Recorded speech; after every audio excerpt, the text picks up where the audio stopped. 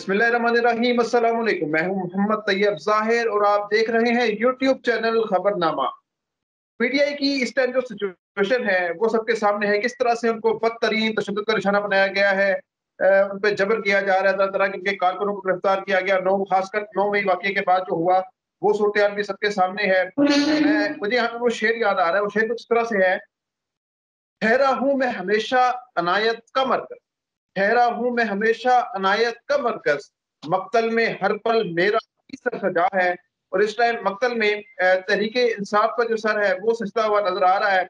और उनके कारकुनों को और उनके रहनुमाओं को जिस तरह से टॉर्चर का निशाना बनाया गया वो सबके सामने है। आपने देखा जिले शाह, उनके साथ जो हुआ, उनको बदतरीन तशद्दुद का निशाना बनाया गया। वो तरीके इंसाफ के सपोर्टर थे, कारकुन थे, इमरान खान से प्यार करने वाले थे। और इसी तरह का फिर एक्शन भी प्ले अभी हमने ताजा तरीन देखा है अहमद शाह की सूरत में, जो जीपीओ चौक में सिर्फ पूरा मन प्रोटेस्ट कर रहे थे। उनके हाथ में कोई डंडा नहीं, कोई पत्थर नहीं। हमने खुद देखा, उस प्रोटेस्ट को कवर किया और उनको गिरफ्तार किया गया। तो उस वक्त उनकी हालत बड़ी ठीक ठाक थी, सेहतमंद थी। लेकिन जैसे ही वो पुलिस कस्टडी में गए तो उनको बदतरीन तशद्दुद का निशाना बनाया गया, जिसके बाद वो कोमे में चले गए और फिर उन्हें जनरल अस्पताल मुंतकिल किया गया। इस सारी सूरत हाल पर जिन्होंने उनको लम्हा ब लम्हा कवर किया है इस सूरत हाल को, वो हमारे साथ बहुत प्यारे जर्नलिस्ट हैं, आगा सरवर शेख भाई, जिन्होंने इसको लम्हा ब लम्हा कवर किया और सच अवाम के सामने लेकर आए और पूरी दिलेरी के साथ, बहादुरी के साथ। इनकी अज़मत को सलाम है। आगा सरवर भाई, आपका बहुत शुक्रिया अपना कीमती वक्त देने के लिए। सबसे पहला सवाल यही है कि पुलिस जो है वो बरी ज़िम्मा हो रही है। तो तर्जुमान पुलिस कह रही है कि जी वो अहमद शाह साहब को हमने गिरफ्तार किया, जब करने लगे दौरान वो भागने लगे उस दौरान और नीचे गिर गए और उस दौरान उनको चोट लगी है, वो तशद्दुद का निशान नहीं है। आप क्या कहेंगे?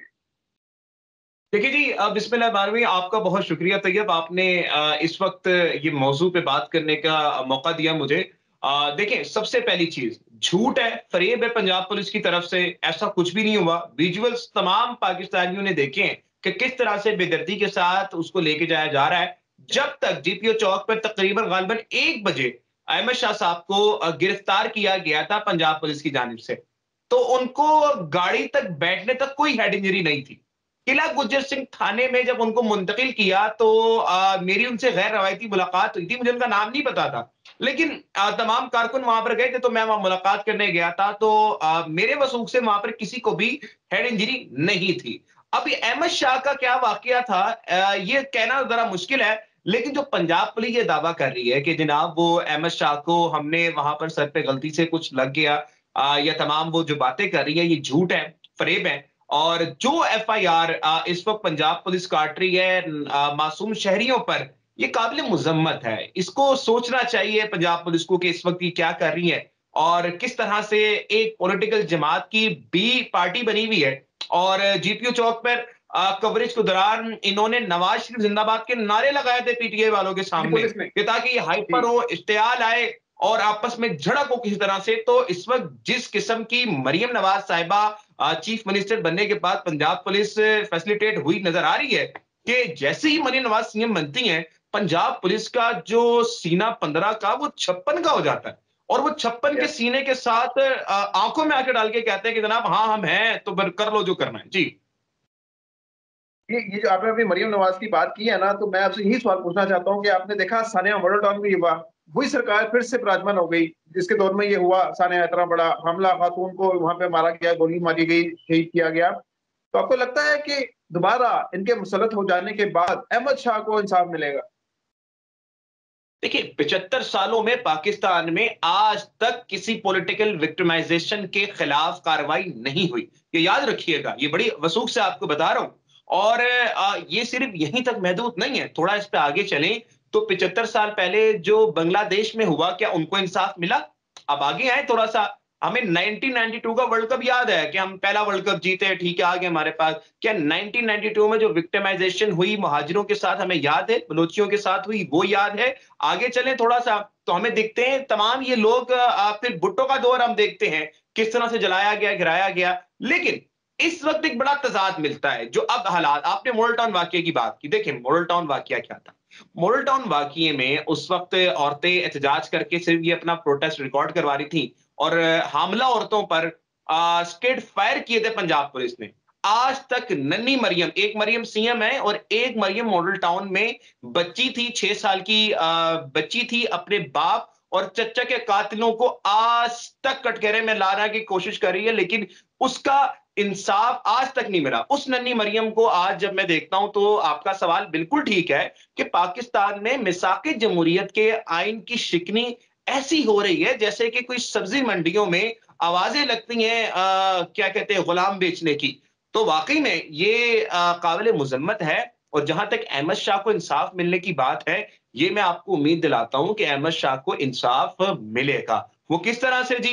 देखें, मेरा ये मानना है तैयब साहब, मैं बड़ा इसमें ईमान रखता हूं कि अगर फिरौन की हुकूमत कई देर तक काबिज रहे तो मूसा जरूर आता है उस हुकूमत में, और एक ना एक दिन उसका खात्मा होना है। अल्लाह कुरान में फरमाता है कि मुश्किल वक्त आपकी आसानी के लिए आता है, कुछ सिखाने के लिए आता है। तो अगर 75 साल का लम्हा पाकिस्तान ने बर्दाश्त किया है, तो कभी ना कभी तो हम सुख के चैन लेंगे। तो उम्मीद रखनी चाहिए, नाउम्मीदी कुफर है, और इंसाफ बिल्कुल मुझे अपनी अदालतों पे उम्मीद है। बरअक्स हमारे जज थोड़े से इस गैर जानिबदार हो जाएँ, तो हमें इंसाफ मिलेगा। जी। अच्छा, ये आपने अपनी रिपोर्ट में जैसा कि बताया था कि डॉक्टर्स भी पुलिस के मौक़िफ़ की तायीद कर रहे हैं। वो कहते हैं तशद्दुद हुआ ही नहीं है। तो अगर तशद्दुद नहीं हुआ तो फिर क्या हुआ? डॉक्टर्स क्या कहते हैं फिर? देखिए, डॉक्टर से मेरी बात हुई, वहाँ पर जो अमला मौजूद था, ज़ुलेखा साहिबा थी वहाँ पर कोई मौजूद, तो उन्होंने बताया कि जी उनके ऊपर तो कोई तशद्दुद नहीं हुआ, इन पे तो कोई किस्म के निशान नहीं है, तो इनको तो हम ऐसे ही रखा गया। जबकि अहमद शाह का तकरीबन कोई जिस वक़्त उनको जनरल हॉस्पिटल लाया गया, वो उससे पहले के बेहोश थे, कोमा में जा चुके थे। उनको होश में लाने की कोशिश की गई और वो होश में नहीं आए। बहुत कोशिश की गई, उनको नशे के इंजेक्शन लगवाए गए, और खुद वहाँ पर जो लोग 2 बजे से 1 बजे से वहाँ पर मौजूद थे, वो अहमद शाह से मिलने की कोशिश करते हैं। ये बड़ा वाक़या सुनने वाला है, जो मैं इंकशाफ़ात करने जा रहा हूँ। ये बड़े खौफ़नाक, हौलनाक हैं आपके वजूद से कि वहाँ पर चपेड़े मारी एक गई। खातून थी, जी, मैं आपको भी बता रहा हूँ, खातून थी, वो ये फरमाती हैं कि अहमद शाह से जब मैं मिलने जाती हूँ, तो 4 से 5 पुलिस वाले, आपने वो वीडियो देखी होगी, वो वीडियो उन्हीं खातून की है। तो वो कहती हैं कि जब मैं उनसे मिलने गई, तो वहां पर एक पुलिस वाला बेहोशी की हालत में अहमद शाह लेटा हुआ है और वहां पर उनको थप्पड़ मार के उठा रहा है कि उठो, जैसे कि अहमद शाह साहब ड्रामा कर रहे हैं, उनको कोई तकलीफ नहीं हुई। ये हालात हैं हमारे इस निजाम के। तो अमला फैसिलिटेट कर रहा है पंजाब पुलिस को, और 110% इसमें कोई शक नहीं है कि पूरी तरह से उनको फैसिलिटेट किया जा रहा है। और रिपोर्ट मुझे आज मैं आपके सामने बोलता हूं, जब रिपोर्ट आएगी एमएलसी की या कोई भी मेडिकल रिपोर्ट आएगी, तो उसके ऊपर यही लिखा होगा इसमें तशद्दुद नहीं हुआ, जबकि झूठ, फरेब और ये गलत बात है। और जो जो ये कह रहा है कि तशद्दुद नहीं हुआ, वो तो बिल्कुल ड्रामा कर रहा है, तो झूठ है, फरेब है। ये सारे झूठ बोल रहे हैं। अहमद शाह पे तकरीबन रात के 2 बजे तक टॉर्चर करते रहे ये पुलिस वाले, और पूछते रहे जुबैर नियाजी का ठिकाना बताओ। उन्होंने कहा जी मुझे जुबैर नियाजी का पता नहीं है। असल में मैं आपको जरा वसूख से बताऊं कि ये पुलिस वाले बेचारे ये समझ रहे थे कि अहमद शाह नामी ये जो शख्स हैं, जो इस वक्त अपनी जिंदगी और मौत की जंग लड़ रहे हैं, ये दरअसल जुबैर नियाजी के करीबी रिश्तेदार हैं, क्योंकि इनकी तरफ फेस बैककटिंग जुबैर नियाजी से मिलती थी। तो इन्होंने सारी रात टॉर्चर किया उनको और पूछा कि जुबैर नियाजी का पता बताओ। तो वो कहता रहा जी मैं जुबैर नियाजी से कभी नहीं मिला। हाँ, मैं 1-2 दफा मैंने सेल्फियां ली होंगी, उनसे बात की होगी, जो जलसों में आम तौर पे लोग करते हैं, लेकिन उनको पर्सनली नहीं जानता। आज तक मेरी मुलाकात नहीं हुई, मैं कभी उनसे मिला नहीं, मैं उनके साथ कभी बैठ के मैंने चाय नहीं पी। मैं कैसे बता सकता हूँ वो कहाँ पर है? मैं एक आम कारकुन हूँ जो पीटीआई को सपोर्ट करता है। लेकिन पुलिस वाले सारी रात टॉर्चर करते रहे।